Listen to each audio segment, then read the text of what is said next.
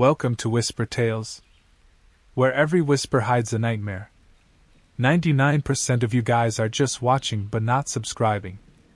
If you love spine-chilling horror stories that keep you up at night, then hit subscribe and join our dark journey, because the next tale might be about you. Liam Howard was a third-shift stock associate at the Walmart in Greystone, a small, wind-swept town in the heart of the Midwest. The kind of town where people leave their doors unlocked, but bolt them when the sun sets. There wasn't much to do in Greystone, especially past midnight, so most folks went to bed early, except for the ones like Liam. He clocked in every night at 11 p.m. sharp, usually with a Monster Energy in one hand and his badge in the other. Routine was everything. Unload trucks, restock shelves, clean up aisle spills, then kill time in the break room until dawn. Boring, but it paid the bills. "Big night," said George, the shift supervisor, tapping his clipboard. "Inventory count, no slacking." Liam gave a mock salute. "Yes, sir." By 1:45 a.m., the store was nearly silent. Most of the crew were deep in the aisles with scanners. The air smelled like lemon floor polish and cardboard. Fluorescent lights buzzed overhead. But even their usual harsh hum seemed distant tonight, like the store was holding its breath. Liam was restocking soup cans in aisle 9 when he heard it. A faint click. It came from the automatic doors at the front of the store. But no one should be coming in. The place was locked. The night shift used the back entrance. Only daytime customers used the front, and no one else had keys. He walked to the front entrance slowly, half expecting to see George messing around. But the doors were closed. Then they opened. Smoothly. Silently. No breeze. No footsteps. No car engine outside. Just darkness. As if the store fronted a bottomless void. Liam stepped closer. The parking lot lights were off. The stars overhead had vanished. It was like staring into ink. Then, exactly at 3:33 a.m., the lights in the store flickered, off and on, 3 times. And a voice whispered behind him, "Don't look out!" He spun, heart hammering. No one was there. Just the soft, low hum of the refrigerators. The soda machine blinked quietly. Everything seemed normal. But it felt wrong.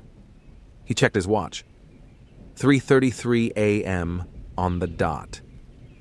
He shook it off and returned to stocking, chalking it up to exhaustion and caffeine jitters. The brain did weird things at this hour. When his shift ended, George gathered the crew. "Inventory's done. Good work. But just a heads up, corporate wants us to check in tomorrow at 3 a.m. Something about a secret shop audit." Murmurs rippled through the crew. "Isn't that when the store's closed?" asked Rosa, a cashier. George nodded.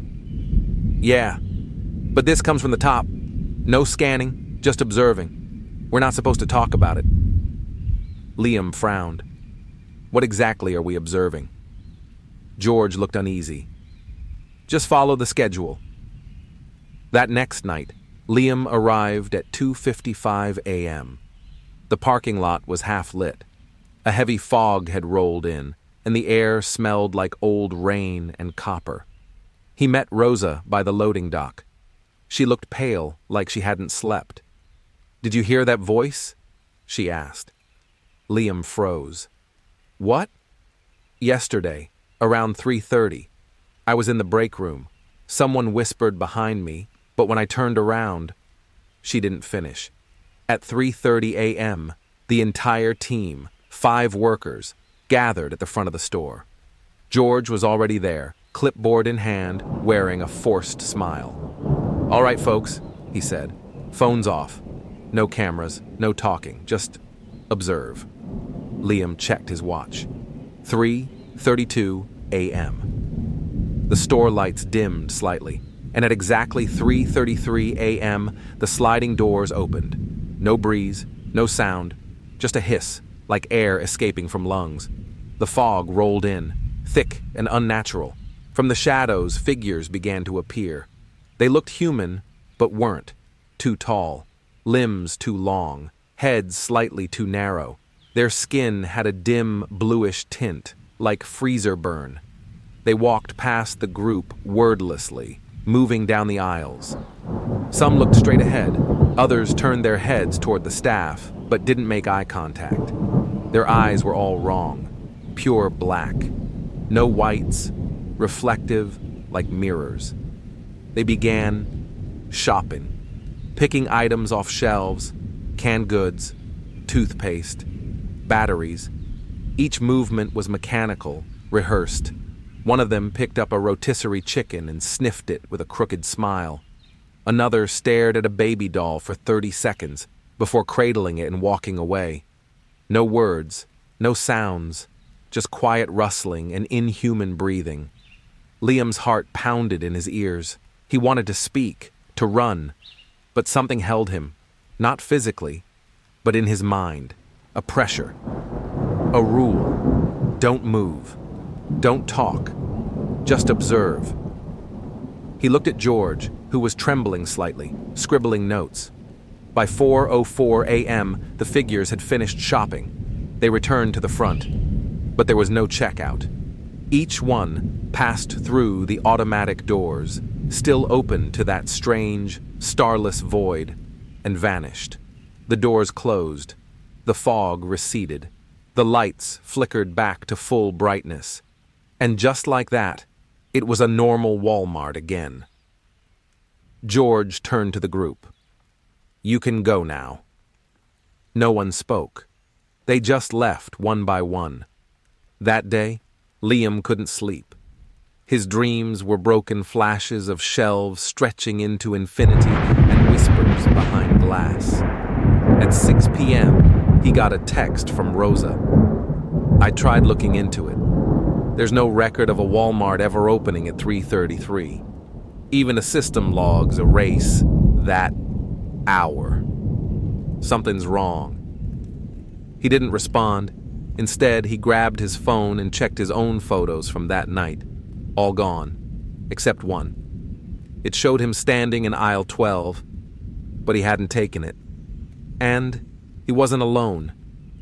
Behind him was a figure, pale, grinning, and impossibly tall. Liam didn't go to work that night. He sat in his apartment, lights on, every curtain drawn, refreshing the same photo over and over. The picture of him in aisle 12, with that thing behind him. The tall, smiling figure with mirrored eyes and elongated arms that brushed against the top shelf. No matter how many times he zoomed in or adjusted the contrast, the image remained clear. It wasn't a glitch or shadow. It was real. He hadn't slept all day. Every time he closed his eyes, he felt like something was watching from behind his eyelids. By 2:45 a.m., paranoia beat fear. He needed answers. He grabbed his keys, threw on his hoodie, and drove back to Walmart. The parking lot was deserted. Not even a single semi-truck idled in the loading bay. The air had that charged stillness again, like the town was holding its breath. He parked near the garden center and waited. 3:30 a.m. The exterior lights dimmed. The digital clock on his dashboard glitched, skipping from 3:32 to 3:33 in a blink. And, just like the night before, the automatic doors opened on their own. No security system beeped, no alarm, just the soft, whooshing sound of glass sliding apart, revealing the entryway, and a thick, milky fog swirling just beyond. Liam stepped out of the car. He didn't remember telling his legs to move, but they did anyway. He walked through the open doors. Inside, the Walmart was completely still. No music, no hum of freezers. The fluorescents glowed, but somehow felt dimmer, more like hospital lighting than retail. He checked his phone. No signal. The screen showed 3:33 a.m., frozen. He moved deeper into the store, heading straight for aisle 12, the place where the photo had been taken. As he passed aisle 7, he stopped. There was a man standing motionless near the cereal shelves, pale blue skin, too tall frame, face entirely hidden by a Walmart employee vest, as if wearing it backward. The figure didn't move, didn't acknowledge him, just breathed, wetly. Liam backed away slowly and slipped into aisle 12, heart jackhammering in his chest. It looked just like the photo. The soup cans, the snack display, the faint scuff on the linoleum. He turned slowly and saw the mirror. It wasn't there during regular hours. A tall, antique-looking mirror stood at the far end of the aisle, framed in what looked like black iron twisted into unnatural curls. And in the mirror, he saw himself. But not quite. The reflection smiled first. Liam hadn't moved. Then the reflection waved. Liam bolted. He ran back toward the front entrance, breath catching in his throat. He could hear the sounds now, shuffling footsteps in distant aisles, a low hum like whispered chanting, and the echo of carts moving without being pushed. But when he reached the entrance, the glass doors were gone. Not closed. Gone. Just endless shelves stretched where the exit used to be, continuing on forever. He turned around in panic and found George standing behind him. But George's face was wrong. It was mirrored, smooth and silver, with no mouth, no nose, just two dark holes where eyes should be. "You're not supposed to be here," George said. His voice didn't come from his face. It came from all around, from the ceiling speakers, from the lights, from the floor itself. "You broke the loop." Liam stumbled back. "What loop? What is this place?" George tilted his head.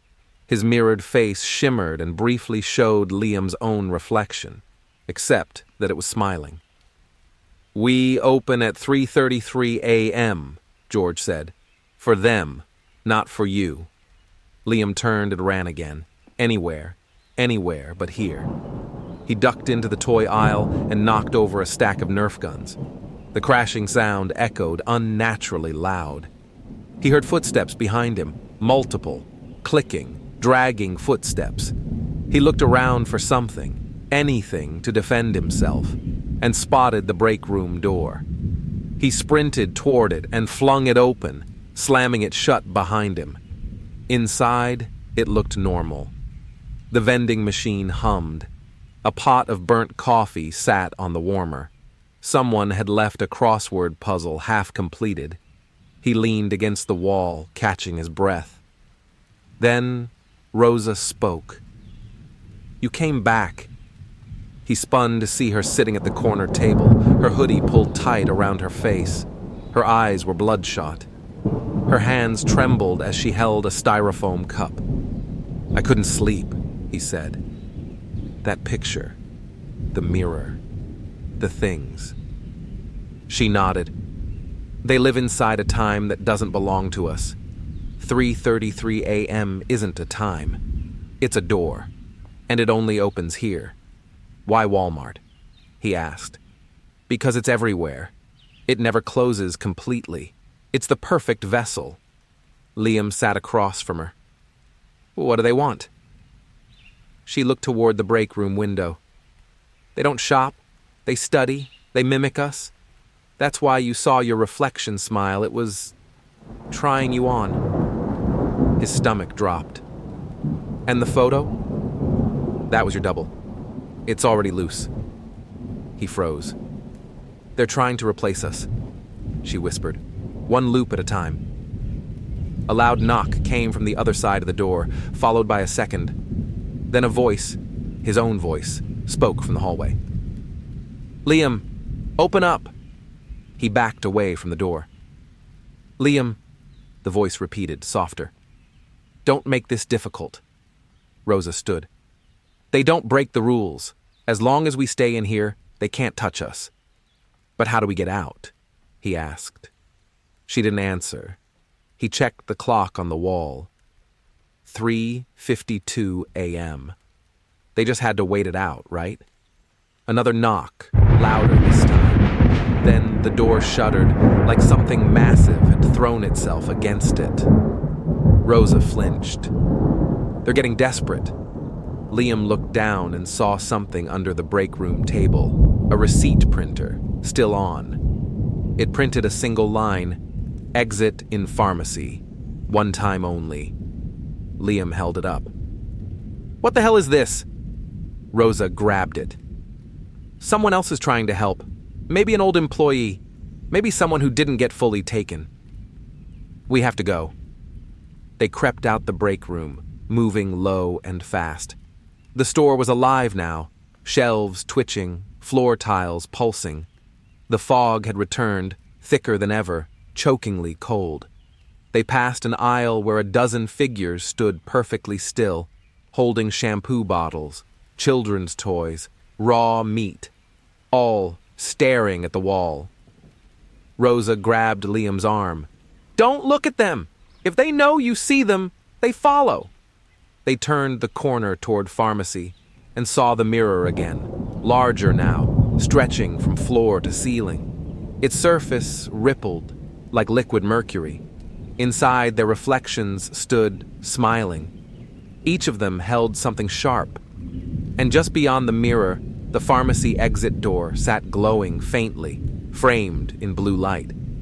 Rosa whispered, "Run." A sprinted. Behind them, the reflections moved too, faster than they should have. One raised a hand, dragging its nails across the glass surface, sending out a shriek that sounded like broken radios and screaming metal. They were 10 feet from the pharmacy. Then Rosa screamed. Liam turned and saw her being pulled into the mirror. One of the reflections had reached out and gripped her ankle, its fingers merging with her skin like tar. She clawed at the floor. "Go! Don't let them win!" Liam lunged, grabbed her hand, and yanked. Her reflection screamed, its face melting into static. He pulled her free. Together, they leapt toward the exit door. Just as 100 glassy hands reached for them, they burst through, and the world blinked. The blue glow vanished behind them. Liam collapsed onto the cold tile floor, lungs burning. Rosa lay beside him, coughing, her hoodie soaked in sweat. They were outside the pharmacy, in the same Walmart, but not the same night. The air smelled real again. Electric hums returned. The overhead speakers played soft pop music. The store was normal. But Liam checked his phone. 3:34 a.m. The clock was working again. He looked around. A soft breeze from the ceiling vents brushed his face. The security camera above the pharmacy blinked red, recording. "We made it," he whispered, voice hoarse. Rosa didn't reply. She stared straight ahead, unmoving. Liam followed her gaze. Down the main aisle, past the toys and frozen food section. The front doors were back, and outside, beyond the glass, a police cruiser rolled into the parking lot. Its headlights cast long shadows across the lot. "I'm going to get help," Liam said. "We need to tell someone. Show them the picture, the mirror, all of it." Rosa stood slowly, but didn't move toward the door. "Be careful," she whispered. Liam sprinted ahead, practically bursting through the sliding doors. The cool night air hit his face like a blessing. The police cruiser stopped. An officer stepped out. He recognized her. Officer Decker, the one who'd come to his apartment last month when someone slashed his tires. "Missed you at work, Liam," she said calmly. "What?" She tilted her head, smile too wide. "Don't you remember? You started your shift 20 minutes ago." "No," Liam said, confused. It's not my shift." Her radio crackled on her shoulder, A distorted voice muttered something like, "Inventory breach, resolution pending."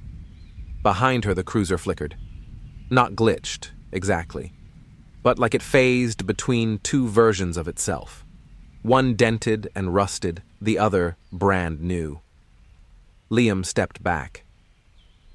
"You're not real." She reached into her belt and pulled out a folded piece of paper, handed it to him. It was a receipt.